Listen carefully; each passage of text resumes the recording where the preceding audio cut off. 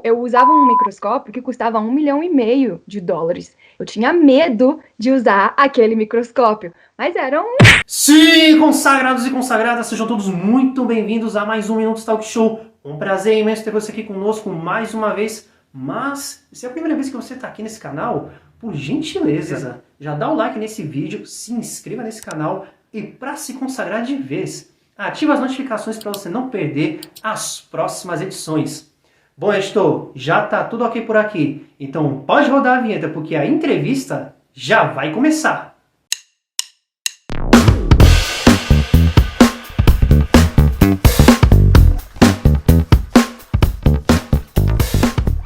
Bom, consagrados e consagradas, no programa de hoje vamos fazer mais uma conexão internacional. Dessa vez é com os Estados Unidos.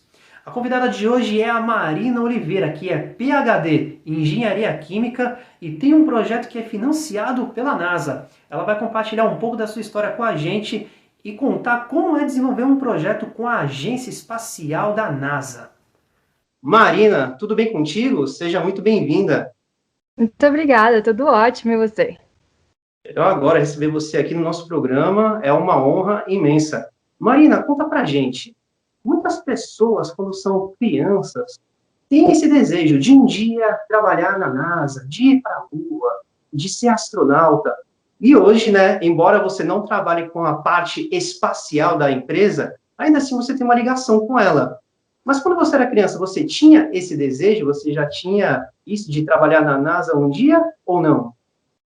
Cara, não. Na verdade, eu sempre fui uma criança muito curiosa, né? Sempre gostei muito, assim, de olhar insetos, animais, coisas pequenas, na verdade, e ver como é que eles andavam. Por mais que hoje eu não esteja na área de biologia nem nada, eu sempre achei muito fascinante, coisas pequenininhas e como que elas são muito menores comparadas a gente, como que um inseto se alimenta? Eu acho que eu sempre fui muito curiosa. Mas, assim, questão espacial nunca passou pela minha cabeça. Tinha essa vontade, sim, de ser cientista, mas demorou muito para que, assim, eu falasse, não, eu vou ser cientista mesmo. Porque hoje acaba que não tem tanto investimento na ciência no Brasil, né? Então, acho que eu ficava um pouco desencorajada de realmente investir nisso. Mas espaço em si, eu acho que eu nunca tive esse sonho. E como você soube que era possível ter um projeto financiado pela NASA? A gente vê muitas pessoas falando de edital para concurso público, abriu um edital para determinada universidade, abriu um edital para tal processo seletivo em alguma empresa, mas disso da NASA não é tão comum a gente ver as pessoas falando, comentando sobre isso. Como você descobriu essa informação? Então, na verdade, aqui nos Estados Unidos é um pouco comum empresas, seja privadas do governo, né, seja do que for, as empresas elas patrocinam pesquisas. Isso é muito incentivado aqui. E existem esses editais, por exemplo, que a NASA todo ano lança. E ela tem por exemplo, ela tem um problema. Me mande propostas para resolver problema X. Então, várias pessoas vão aplicar para esse edital, vão mandar propostas, e se eles gostarem, eles falam aqui, toma aqui o dinheiro e vamos para frente. Então, aqui nos Estados Unidos é muito comum ter esses editais abertos, né? E eu, na verdade, não apliquei, não me inscrevi para esses editais quando eu estava no Brasil. Eu, na verdade, vim para cá trabalhar com um professor e aí a gente tentou esse projeto com a NASA e conseguimos aí, então, essa bolsa, esse suporte. No caso, você chegou a tentar uma parceria com outras empresas ou não? Você foi direto na NASA? Na verdade, eu acho que o meu professor chegou a tentar com outras, não com esse mesmo assunto. Ele normalmente tenta todo ano com diversas empresas, digamos assim. Mas com esse assunto em específico, a gente só foi na NASA mesmo. Entendido. Agora nos conte, qual foi a sua reação quando você tinha de fato fechado a parceria com eles? Cara, eu achei, primeiro que eu acho surreal, eu ainda acho surreal, assim, né, falar. Porque, assim, quando eu falo, beleza, eles me financiam, mas eu não trabalho lá, eu não trabalho com eles lá, né? É claro que a gente tem, assim, reuniões, depende da época, tem época que é mensal, tem época que é de 2 em 2 meses, depende de como tá o andamento da nossa pesquisa também. Mas eu lembro que a primeira vez que eu fui me reunir com eles, de que eu tinha que apresentar os meus resultados para eles, eu tremia igual um troço, assim, ai meu Deus, o que eu vou pensar de mim? E eu achava que minha pesquisa era, tipo, nada para eles, sabe? Porque você pensa, pô, a NASA, o que elas vão achar da minha pesquisa? Que, tipo, que eu tô fazendo aqui no Cafundel do Judas? E eles adoraram, entendeu? Tanto que tinha muita coisa que eles falavam assim, ah, a gente nem tem esse equipamento aqui. Eu falava, caraca, a NASA não tem esse equipamento lá? Eu achava que eles tinham o mundo inteiro lá. Mas eu lembro que eu fiquei, assim, muito, muito nervosa. Eu ainda fico nervosa quando eu me reuni com eles, mas muito menos hoje. Mas eu lembro de ter ficado, assim, muito, muito feliz, mas muito com medo, sabe? Porque acho que é uma expectativa muito alta, que pelo menos eu crio uma expectativa muito alta, né? De que eles esperam muito da gente. E na verdade, muita coisa que a gente faz para eles ainda é novo. E eu fico, cara, a gente tem alguma coisa que a NASA não está estudando. Enfim. Meus consagrados, é a Marina Oliveira representando o Brasil em grande estilo. Marina, tem muitos estrangeiros que possuem uma parceria com a NASA? Se sim, quantos deles são brasileiros?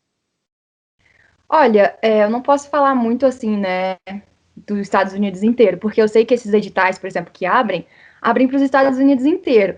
Então é um pouco difícil saber assim quantas pessoas realmente são financiadas por esse tipo de projeto, quando são estrangeiros ou não. Eu sei que tem algumas pessoas na minha universidade também que conseguiram esse tipo de financiamento também pela NASA. Por exemplo, tem o pessoal da área de biologia que eles estudam como micro-organismos conseguem sobreviver, tipo, dentro de gelo, de água, que isso é algo muito importante para quando eles estão analisando coisas lá em Marte, por exemplo. Se tiver gelo, eles podem ver se tem algum micro-organismo lá. Então, eu sei que tem uma galera aqui da área de biologia que estuda e que tem uma parceria com eles também. Mas, por exemplo, na minha cidade não tem muito brasileiro também, né? Que aqui é um interior do interior. Então, eu não saberia informar números de quantas pessoas realmente conseguem isso e quantas delas são brasileiros. É um pouco difícil saber. Certo. Agora falando um pouquinho sobre o seu projeto. O seu projeto é sobre o acúmulo de gelo em aeronaves, certo? Isso, exatamente. Como você descobriu esse problema? Quais foram os primeiros contatos que você teve com essa questão tão problemática? Então, na verdade, eu não sabia muito sobre desse problema. E conversando com o meu professor sobre possíveis ideias, ele mencionou este problema, e aí que eu comecei a querer estudar, a querer conhecer. Ele simplesmente mencionou a área, igual a gente está falando aqui, acúmulo de gelo em aeronaves. E eu falei, cara, esse negócio parece ser um negócio interessante. E aí que eu comecei também a querer entender. E foi aí que tanto eu quanto ele, a gente começou a estudar um pouco mais a fundo para essa questão da proposta e tal. Mas eu só fui conhecer mesmo porque ele me apresentou esse problema. Eu não procurei sozinha porque eu acho que eu nunca tinha parado para pensar sobre isso, né? Marina, em um certo vídeo que você publicou uma vez, uma pessoa fez uma pergunta. A NASA sabe se existem ou não ETs? Aí você faz uma brincadeira, tal, né? E você disse que, embora você tenha uma parceria com a NASA, você não tem contato com esse departamento da parte espacial da empresa, né? Com isso, Uhum. a pergunta, ficou claro que a NASA é mais do que uma empresa que é mais que uma agência espacial. Mas quais são os outros serviços dela? Quais são os serviços da empresa de fato? Boa pergunta, porque eu não sei. A NASA é dividida em diversos departamentos. Eu não conheço todos os departamentos que eles têm. Eu só tenho noção de alguns, né? Mas, por exemplo, igual esse que eu mencionei, das pessoas, de micro-organismos em gelo, por exemplo, que é uma coisa que pode ajudar eles a entender a vida em Marte, né? Isso, se eu não me engano, é uma área de pesquisa em vidas extraterrestres. Tem uma outra área, por exemplo, da NASA, que ela vai trabalhar com pessoas no espaço, igual o pessoal na Estação Internacional que eles têm hoje lá. Então, tem uma área de pesquisa só para melhorar essa viagem à estação espacial. Tem uma área de pesquisa, por exemplo, que é a minha, que é mais voltada para aeronáutica, que é mais voltada para voo, que é onde eu entro, que é o acúmulo de gelo em aeronaves. Então, é tanta coisa que, assim, eu tenho contato direto com essas pessoas da área da aeronáutica. Agora, eu tenho zero contato com outras áreas, né? Então, meu conhecimento do que eles fazem é muito limitado. só, assim, o que eles postam, o que a gente pode ver, né? E é isso. Certo. No início do programa, eu tinha perguntado sobre se você tinha feito outras propostas com outras empresas. Você explicou que nos Estados Unidos isso é muito incentivado, é uma coisa até comum, diferente no Uhum. Brasil. Eu queria que você desse a sua opinião, percepção, impressão das diferenças de um país que investe na ciência para um país que não investe. Assim, teria como exemplificar de alguma forma que só quem está na profissão pode dizer? Ah, olha, um dos motivos de eu querer vir para os Estados Unidos, na verdade, foi esse investimento, assim, muito alto que tem na ciência aqui, né? Eu compro, eu sei brincadeira, eu fico às vezes assustada, mas eu compro equipamentos, coisas que custam 1.000.000 de dólares, entendeu?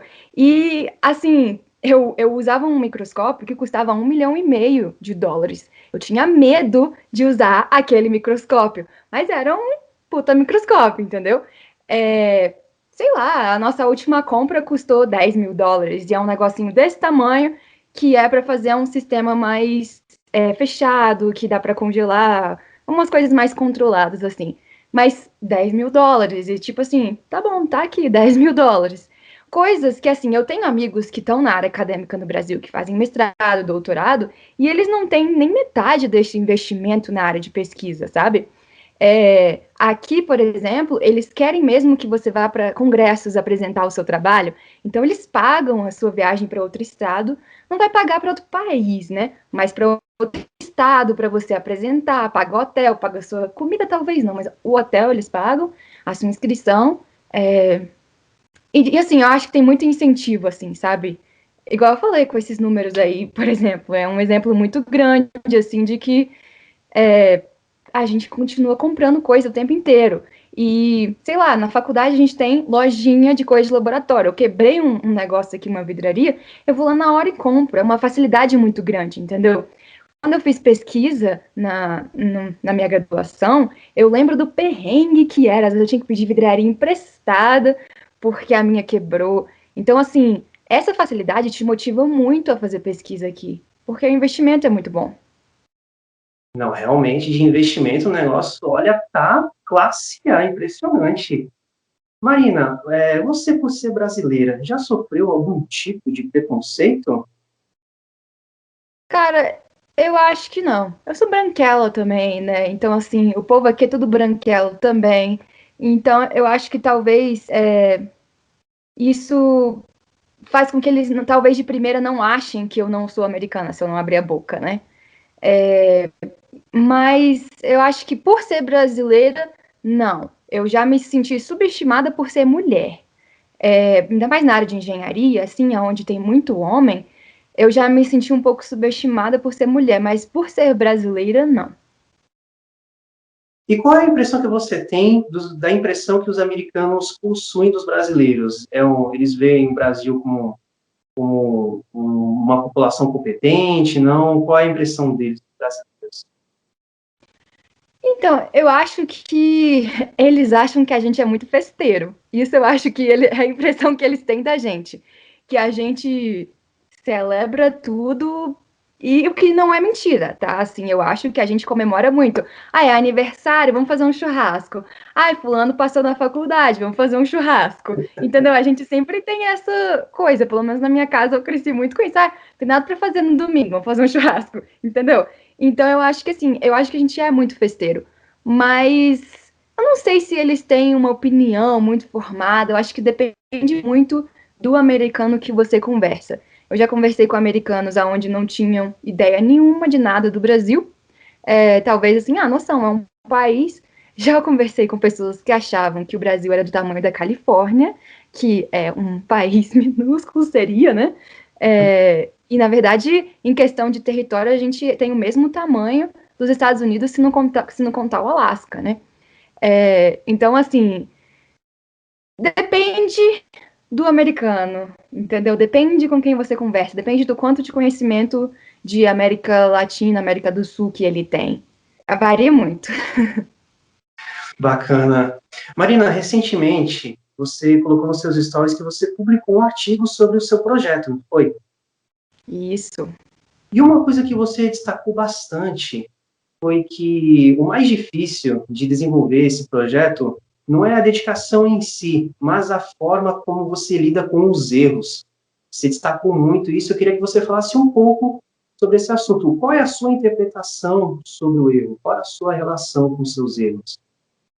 Então, a minha relação com os meus erros mudou muito desde quando eu entrei para quem eu sou hoje, né?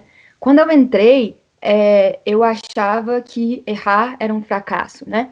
E eu lembro que minha primeira boa quantidade de dados que eu consegui, resultados, sei lá, de uns 6 meses de estudo, eu lembro que eu descobri um erro que simplesmente fazia eu descartar tudo aquilo que eu tinha feito nos últimos 6 meses.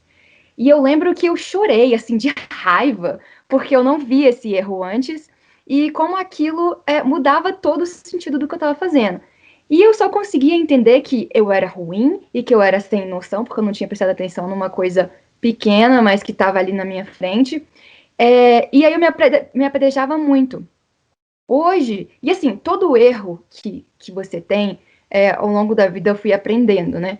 Você cometeu um erro, não necessariamente isso é ruim, né?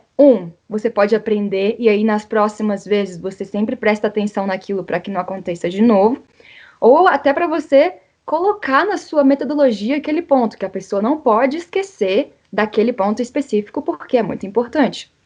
Ou aqueles seus dados podem simplesmente se tornar resultados bons, porque evite fazer isso, porque isso aqui dá errado. É uma forma de resultado também. Então, assim, ou porque eu esperava que fosse dar resultado X, né? Eu achar que o X era o certo. Mas não necessariamente. Se deu Y, não significa que está errado. Significa que é só diferente do que eu estou pensando e que eu vou ter que quebrar um pouco mais a cabeça para entender o que está acontecendo. Então, assim, foi muito difícil para mim durante muito tempo entender que cometer erros é normal, principalmente no doutorado, onde às vezes você está fazendo uma coisa que ninguém fez antes, e aprender com aquilo, sabe? Eu acho que hoje eu tenho essa visão. Hoje eu consigo, mas eu me crucifiquei muito no início, então é uma evolução. Tá vendo, meus consagrados? Até a nossa brasileira da NASA comete erros. Errar faz parte do processo. Errar faz parte do caminho até o sucesso. Marina, uma vez você publicou um vídeo falando de uma profissão um pouco incomum, de um rapaz que trabalha há 40 anos na NASA cheirando as coisas, Marina. Eu fiquei, meu Deus do céu, que faculdade eu faço para trabalhar dessa forma? A pergunta que eu queria fazer é, tirando essa da faculdade, qual a que eu faço? Eu queria saber, tem outras profissões incomuns na NASA ou não? Na verdade, aquele lá eu vi lendo coisas interessantes, né? Eu normalmente gosto de ficar lendo essas curiosidades sobre ciência, algo que vai fora do comum. Mas eu realmente não sei, é porque aquele me chamou tanta atenção que eu falei, eu quero fazer um vídeo sobre isso, sabe? É, mas, agora eu não sei, eu não tô lembrando de nada, não. Eu acho que aquele foi o mais louco pra mim, cara. Alguém que usa o seu próprio nariz pra poder é, tirar todo na verdade ele usa o nariz para ver o que que tá cheirando para ele tirar o cheiro para que as pessoas, né, no espaço não sintam esse cheiro, né? Mas cara, não consigo pensar em nada mais assim agora. Ai, não, eu acho que esse cara do nariz é o mais louco. Isso realmente está no topo da cadeia alimentar das coisas mais incomuns que existem. Ainda falando Eu sei que você falou que você não queria saber, mas eu acho que ele é químico, se eu não me engano, ele era químico, porque ele usava o nariz para tirar as coisas e ele tinha que pensar em soluções para retirar esse cheiro, né? Mas enfim, eu acho que ele era químico. bom, realmente o negócio deve ser complicado. Tirar o cheiro de alguma coisa deve ser, nossa, só os engenheiros químicos mesmo para conseguirem fazer um negócio desse. Ainda falando sobre profissão, Marina, qualquer tipo de profissão pode tentar uma parceria com a NASA ou não? É só mais para o pessoal da área da ciência mesmo? Cara, depende muito.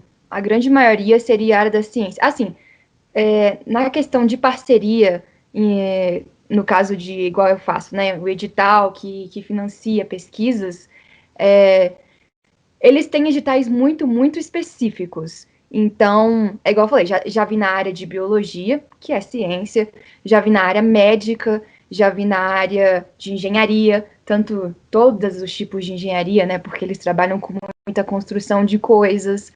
É, mas fora da área da ciência, assim, eu não consigo lembrar de nada. Não vou dizer que não tem, porque eu não tenho propriedade para falar, né?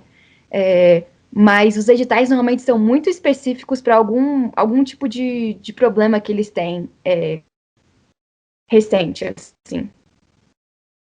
Certo. Marina, ao olhar para a sua história, a gente te admira tanto, fica tão impressionado, uma brasileira com uma parceria com a NASA, PhD e tudo mais, mas nem sempre a sua vida foi tão bonita como é hoje, vamos dizer assim, né? Você passou por perrengues, né? E um desses perrengues foi ter uma orientadora tóxica, né? Eu queria que você falasse como que você conseguiu resolver essa situação e qual dica você daria para uma pessoa que está vivendo essa mesma situação que você passou um dia.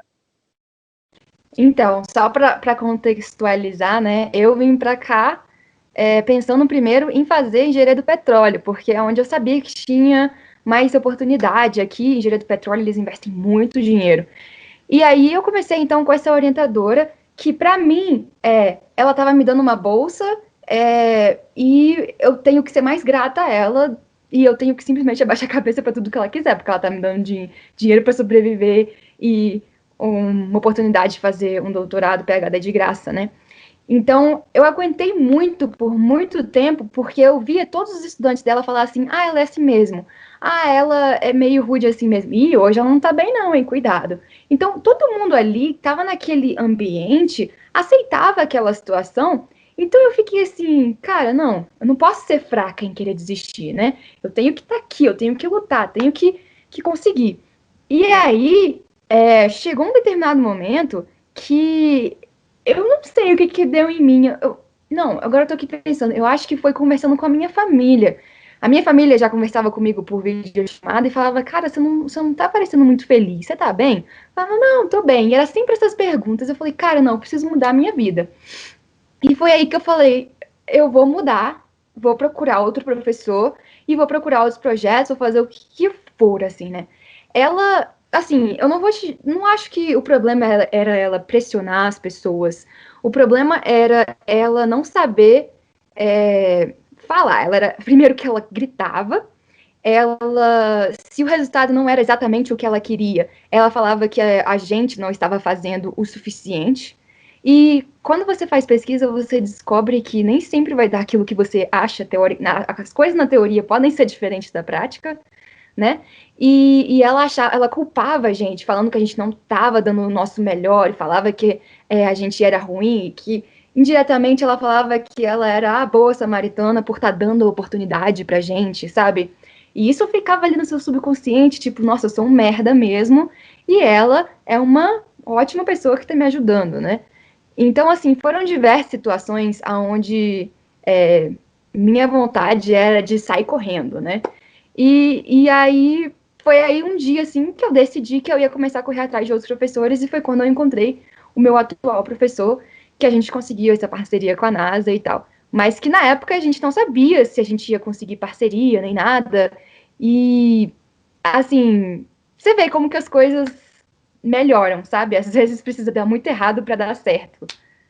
E o conselho que eu dou para as pessoas que às vezes tem uma situação dessa, porque às vezes, como internacional, a gente tem muito medo de enfrentar o professor e ser demitido e ser mandado para casa, mandado para o Brasil de volta. Mas a gente tem ainda um tempo, eu acho que um mês ou até mais, assim, que você pode ficar legalmente aqui e dá tempo de você ir atrás de outro professor, sabe? Eu fui atrás de outro professor antes mesmo de pedir a demissão, de sair, né? Porque, querendo ou não, o PhD é uma forma de trabalho. Então, antes de pedir para sair, eu fui atrás de outro professor para não sair, assim, né, com a mão na frente e outra atrás, assim, digamos.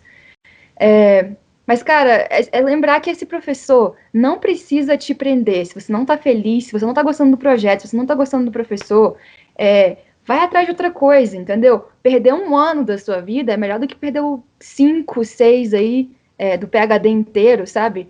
Então vale a pena você mudar.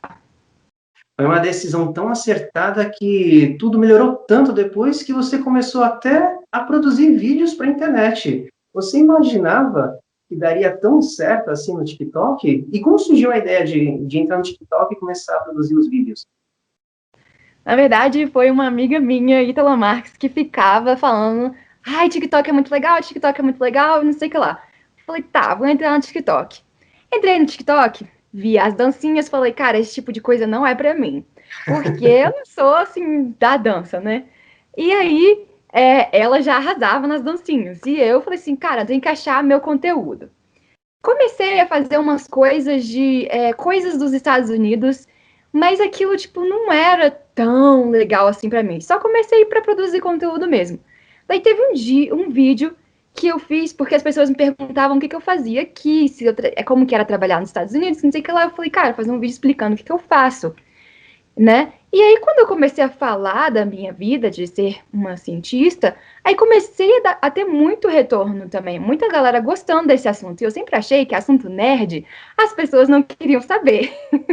Mas, aparentemente, tem um monte de gente que gosta, né? E aí foi que começou a, tipo, ficar muito legal, assim, ter esse retorno muito legal da galera. Ainda posto umas coisas, assim, dos Estados Unidos de vez em quando, mas hoje tento postar mais, né, da área da ciência. E sei lá, eu nunca imaginei que ia dar muito certo, não, na verdade. Deu tão certo que, olha, ela produz vídeo para a internet, é PhD, projeto com a NASA, academia é incansável a nossa convidada de hoje, meus queridos. E uma outra coisa que é muito A interessante. academia tá mais ou menos ultimamente, tá? Uma coisa que é interessante nos seus vídeos também, Marina, é a sua intensa relação com a neve. Teve um dia que você falou que tá nevando, mas você disse que no dia anterior tava 27 graus. 27 graus, eu fiquei, caramba, o que pensou, né? E mais recentemente você postou um vídeo. Você saiu de casa e o seu carro praticamente sumiu. Tava totalmente coberto pela neve. Eu olhei aquilo e falei, não, eu ia a pé, eu não ia ter coragem de tirar aquele negócio. Eu falei, meu Deus, temos que criar um movimento para ajudar a Marina, pelo amor de Deus. A pergunta que fica é, como que faz para se adaptar com essa situação que te pega tão assim de surpresa, tantas vezes? Então, pra gente que cresceu no Brasil, né, vir para um lugar desse, foi difícil no início, tá? Mas aqui, como eu moro muito no norte e ainda tem uma altitude muito alta, acaba que é mais frio e neva bastante também, né? A questão do carro é porque, mesmo que se eu deixe lá, depois a neve ela meio que pedrifica, e aí depois para eu sair é pior ainda. Então eu tenho que tirar enquanto ela ainda tá meio fofinha, entendeu? Senão só fica pior para mim. É, e não adianta, porque se você for lá fora agora, não nevou desde aquele dia. Já tem o quê? Uma semana, quase duas aí. Tem neve lá fora ainda, entendeu? Não derrete. Então, assim, é difícil se adaptar, mas é você entender que todas as situações você tem como se divertir. Quando eu cheguei aqui, eu achava que frio, neve, é coisa de ficar em casa. Quando tá muito frio, pelo menos aonde eu crescia, normalmente tá chovendo, e aí é quando você mais fica em casa mesmo. Aqui, se você só ficar em casa nesses dias, você não vai fazer nada. Por quê? Porque vai estar muito frio durante meses. E aí, quando eu comecei a namorar o meu atual noivo, que ele começou a me mostrar coisas para me divertir, né? É claro que eu sabia, esquiar, tá, mas tem muito mais outras coisas que você pode fazer na neve, então você acaba aceitando a neve, tá? Ela cai, tem que limpar e tal. Mas espera aí, na época que ela cai, eu faço esqui, na época que ela faz, eu vou no snowmobile. Tipo assim, você começa a pensar que tem coisas boas além disso. E é trabalhar isso na sua mente, senão você pira.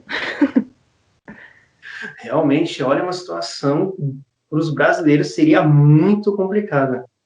Além de todas as suas atividades, né, como o PhD, produzir vídeo, ter que se livrar da neve e tudo mais, você também é professora. Você sempre teve vontade de ser professora, Marina? Ou não? Foi algo que você descobriu só anos mais tarde na vida? Cara, eu sempre falei que eu não seria professora. Na verdade, assim, especialmente durante a faculdade, eu olhava para os professores e falei assim, cara, nunca que eu quero ser isso na minha vida, não mesmo, tá doido. Depois que eu vim pra cá, eu ainda falava, cara, eu não quero ser professora, não, porque eu vou ter sotaque, querendo ou não, por mais que eu sou fluente em inglês e tal, eu sempre vou ter um pouco de sotaque. E aí eu ficava pensando, ai, cara, eu não vou dar aula, o povo vai ficar olhando pra mim, vendo meu sotaque, vão ficar rindo. Eu lembro que eu tinha um professor de física, que ele era peruano, e aí na hora que ele ia falar uma palavra, ele ia falar teta, não, ele falava, ao invés de falar teta, ele falava teta. E aí, os calouros ficavam rindo, entendeu? Menino besta, ficava rindo. E eu ficava assim, imagina se eu tô dando aula e falo um negócio desse jeito. Eu acho que ia me tirar do sério, sei lá. Eu sempre falei assim, não, nunca vou ser professora na minha vida. E aí, assim, mas mesmo assim, durante a faculdade, eu dei algumas aulas voluntárias, e as pessoas falavam assim, é legal o jeito de você dar aula e tal. Eu falei, tá, legal. Aí, quando eu vim pra cá, que eu tive recentemente, na verdade, uma oportunidade de dar aula, eu falei, cara, eu vou pegar pra ver de qual é. E, cara, eu tenho gostado muito, que eu tô me surpreendendo. Aparentemente, eu acho que eles gostam de mim, né? Mas eu não sei, porque você nunca pode saber realmente como é que é o outro lado. E tem crescido muito essa vontade de ficar nesse meio. Vamos ver aí, né? Se eu vou ficar mesmo. Já está há quanto tempo lecionando? De verdade mesmo, sendo a professora da matéria, 1 ano. Mas eu já fui assim, a ajudar o professor em laboratório, ser monitora, esse tipo de coisa, né? Agora, dar aula mesmo, 1 ano. No caso, a disciplina que você leciona, até o momento, é só operações unitárias ou não? Já surgiu outra disciplina? Não, não, é só operações unitárias mesmo. Agora, para encerrar essa primeira parte do programa, Marina, conta pra gente, quando que você vai ter o seu urso? Porque vira e mexe, tu posta uns ursos lá no TikTok. Coloca aí, editor, coloca a imagem dos ursos aí, porque sempre aparece urso filhote, urso adulto. Ah, o ursinho! Eu tô aqui, gente, que urso! É porque tem tempo que eu postei esse vídeo do urso. Tem um Não, tempinho aqueles vídeos do mesmo. ursinho, na verdade, é um zoológico de urso que tem quando eu tava viajando. E aí eu vi que era um zoológico de urso, eu falei pro meu noivo, por favor, vamos parar ali. Ele falou assim, mas você quer ver urso? Eu falei, eu quero, nunca vi urso, principalmente pequeno. E pra ele é tipo, um urso, é normal. Assim, teoricamente, se você for no meio da floresta, assim, é esperado de encontrar urso, entendeu? Uhum. Tem épocas aqui de caça de urso também, mas é só épocas específicas. Aqui tem muitas coisas de caça, né? Então tem época de caça de alce, tem época de caça de veado, tem época de caça de urso, enfim. Mas aqui nessa região é muito comum ter urso, assim. Não, não vem pra cidade, mas para as florestas tem.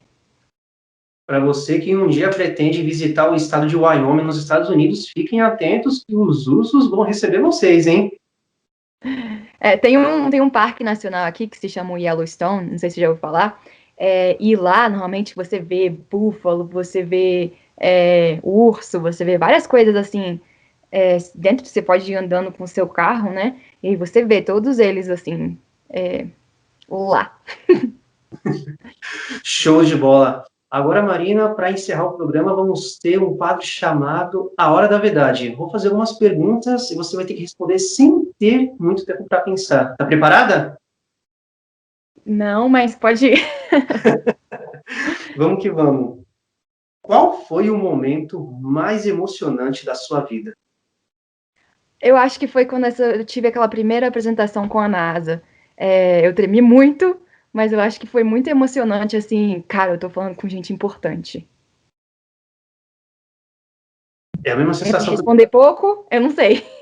pouco, muito, fica a seu critério. Só para constar, eu estou tendo a mesma sensação aqui. Estou conversando com gente importante. Ah, Qual é a melhor e a pior comida enlatada que você já comeu? Porque você já fez uns vídeos sobre isso também.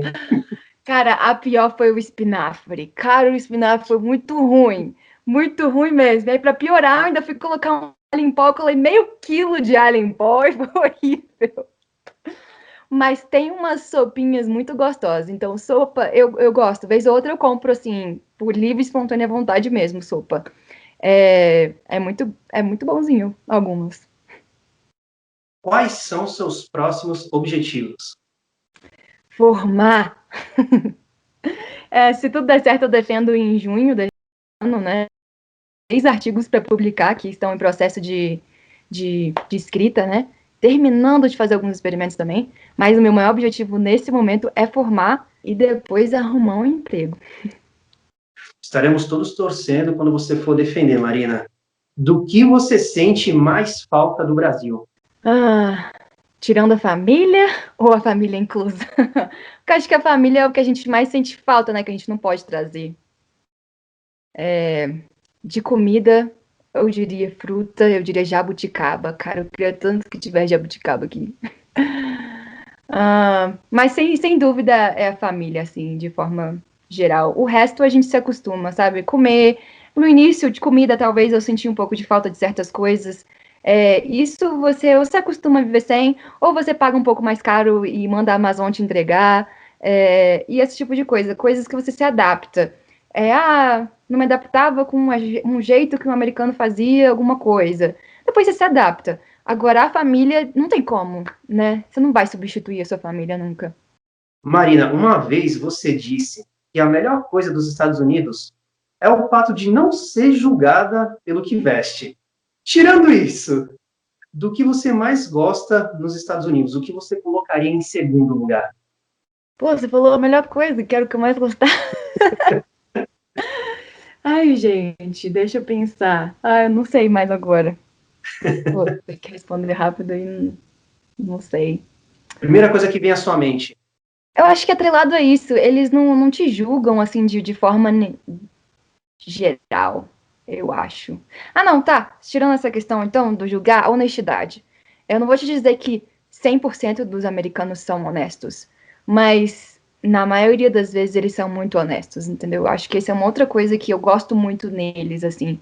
Eu tenho muita raiva de mentira, então eu gosto muito dessa questão da honestidade. Fala um filme, livro ou música que te marcou muito e o porquê. Vai soar até estranho, mas eu não gosto de ler. É sério, porque assim, eu leio muito academicamente, mas eu não leio pra me divertir, né? Hum, Agora vamos lá. Não sei. que pergunta traiçoeira, né? Uhum. Não sei, eu não vou. Não dá pra falar um filme também, porque eu só assisto comédia romântica ou desenho. Então, como é que eu vou Como falar assim? de de filme que me marcou? É difícil. Mas pode Cara, ser, não, peraí, rapidinho, não, tem um Clique. Já viu Clique? com Aquele cara certeza. que ele avança na vida dele, né? Ele avança a parte da. Cara, toda vez que eu assisto aquele filme, eu choro. Por quê? Ele tá avançando a vida dele, ele tá perdendo momentos importantes da vida dele. E eu acho que ele é muito interessante aquele vídeo para você ver que, cara, aproveite cada momento, mesmo que não pareça o momento mais feliz, o dia mais feliz, sempre tem uma coisa positiva para você tirar daquele dia. O dia foi horrível, tá? O que que eu tenho para aprender com esse dia, sabe? Eu acho aquele filme muito interessante, assim, para você aprender a não perder o seu tempo. Ai, caraca, que bonito. Realmente é um filme que toca o coração da gente. Quem inspira você? Quem é uma referência para você, Marina? Cara, essa pergunta é complicada, porque eu não uso ninguém, assim, de referência. Vou ser honesta, assim, eu não me inspiro em alguém para ser algo.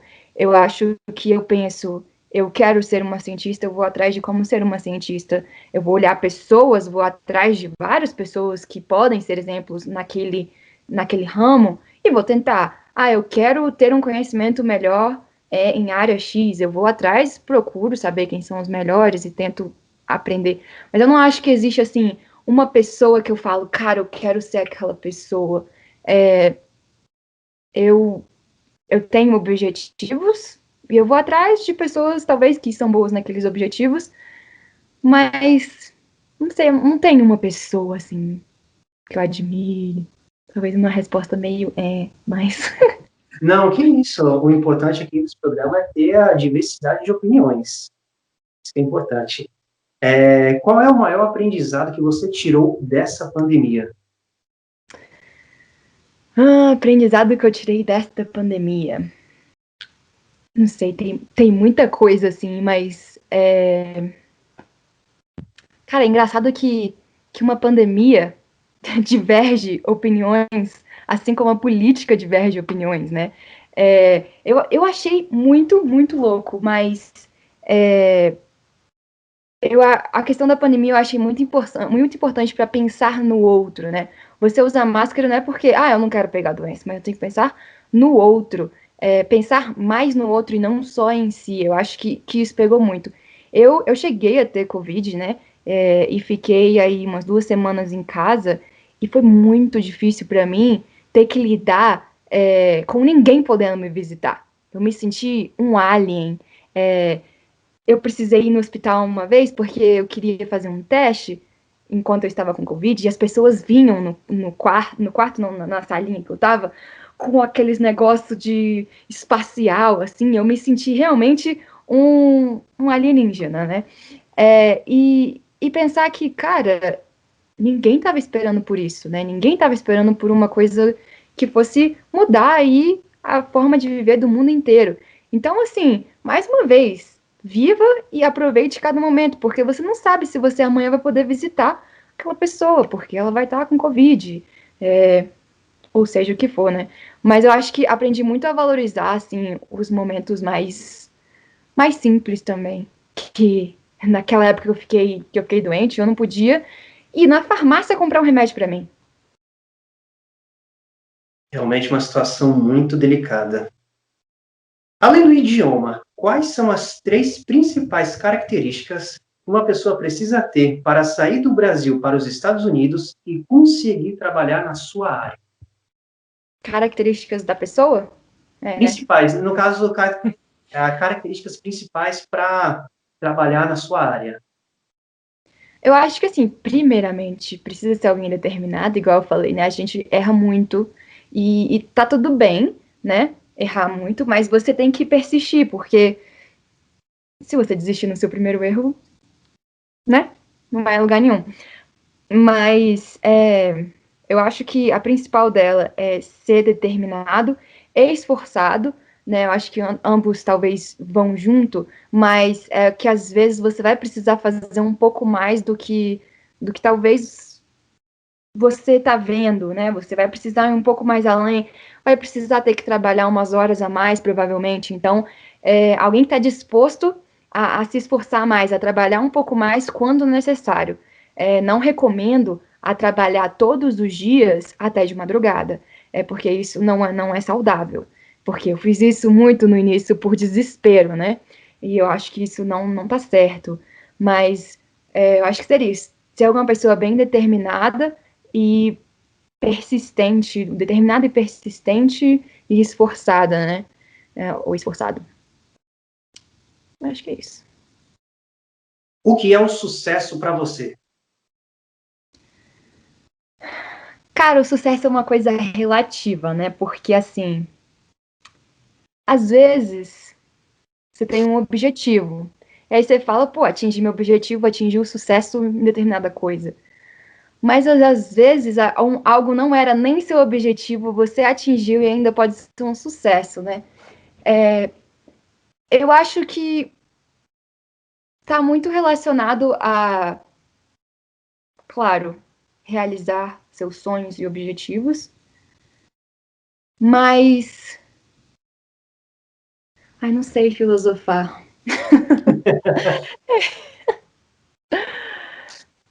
Eu não quero só focar em atingir, claro, o seu objetivo e isso é sucesso. Eu acho que vai muito além disso. Mas você conseguir se destacar em alguma coisa, eu acho que ali você está atingindo um determinado sucesso, talvez. Não sei, tô confusa. Eu acho que minhas palavras ficaram uma. É, Ficou claro. O sucesso pode ser classificado como ser muito bom em alguma coisa. Essa é a sua forma de pensar. isso aí. Marina, uma vez você disse que cometeu a gafe de dar uma cantada em inglês sem querer e depois ser cantada de volta. Teve algum mico maior que esse ou não? Nada supera esse mal entendido. Cara, eu acho que nada supera esse aí, porque é o que eu não esqueço. Porque, né, eu fui falar com a menina e ela achou que eu tava dando em cima dela, e na verdade eu não estava. E ela depois ficou dando em cima de mim ainda várias vezes, achando que eu só tava com vergonha, que eu era tímida. Então aquilo ali me marcou porque durou, não foi só uma vez, ele durou por um bom tempo, né? Nossa. Mas assim, tem várias coisinhas pequenas que às vezes eu vou falar. Por exemplo, eles não batem palma no parabéns, aí eu começo a bater palma, todo mundo olha pra mim. Ou às vezes eu não lembro como é que fala a palavra em inglês, e aí eu meio que quero aportuguesar, inglesar a palavra. Eu pego a palavra em português, por exemplo, girassol é sunflower. E eu já falei girassol ou girasun. E tipo assim, porque eu achava que podia ser alguma coisa perto daquilo. Aí, cara, essas coisas assim acontecem no dia a dia, que talvez eu não lembro especificamente qual foi, mas eu ainda pago uns micos desse aí direto.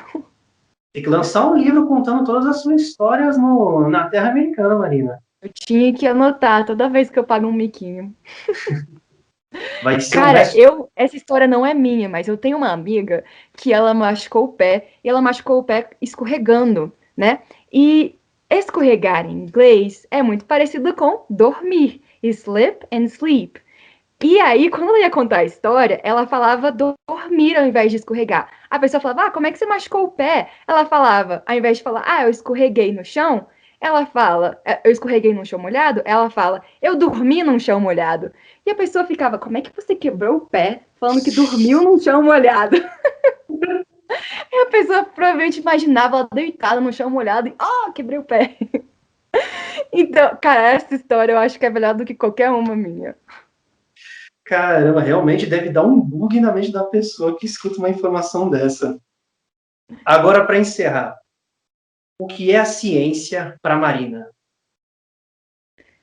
Cara, a ciência, ela me fascina, assim, né? Eu não sei se eu tenho uma palavra para descrever o que é ciência, porque, cara, eu acho que o que mais me fascina é essa questão de sempre estar descobrindo coisas novas.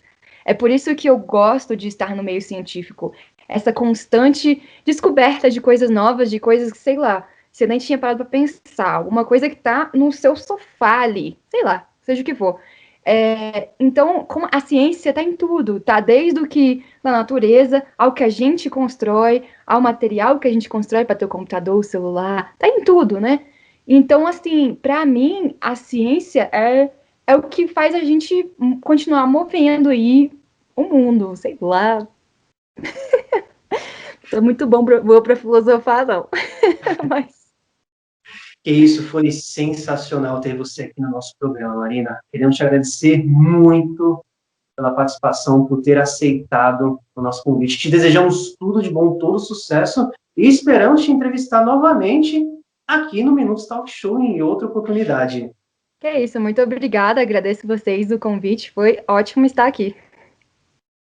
Show de bola! E como tudo que é bom dura pouco, com o nosso programa não é diferente. O Minutos Talk Show vai ficando por aqui, mas vocês podem acompanhar mais o nosso trabalho nos acompanhando nas redes sociais. É só ir até o TikTok ou Instagram e digitar Minutos Talk Show. O editor vai colocar aqui na tela para acompanhar tudo que a gente vem produzindo.